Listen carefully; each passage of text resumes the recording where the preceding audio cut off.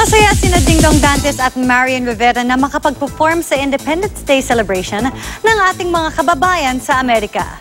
Yan ang chika ni Katatibayan.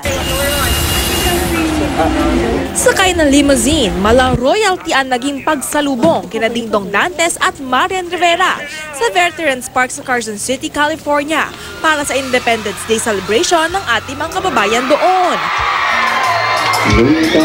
Todo tilian ang live audience na mangharana si Dong. At ang galing-galing mo. Isang lucky Pinay pa ang nakasama ng Primetime King on stage.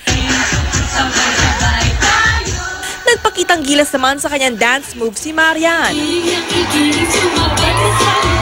Pati mga nanood, sumabay sa pag-indak niyan.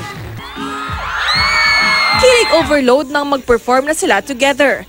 Thankful ang Dong yan na kasama nilang nag-celebrate ng Araw ng Kalayaan ang mahigit 10,000 kababayan natin sa Amerika. It was a very, very warm welcome and lalong naging significant yung pagpunta namin kasi through our shows, we hope to bring the feeling of like being home to them.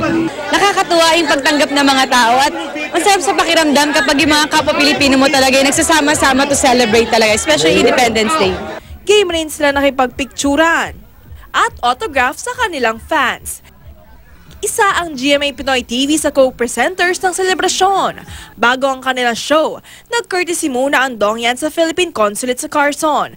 Kasama si Zia, isiningit din ng pamilya Dantes ang pagbabakasyon sa California. We always have to engage ourselves into exciting adventures. Kailangan parati kami nakaka-discover ng bago sa amin sa isa't isa. Katatibayan, updated sa showbiz happenings.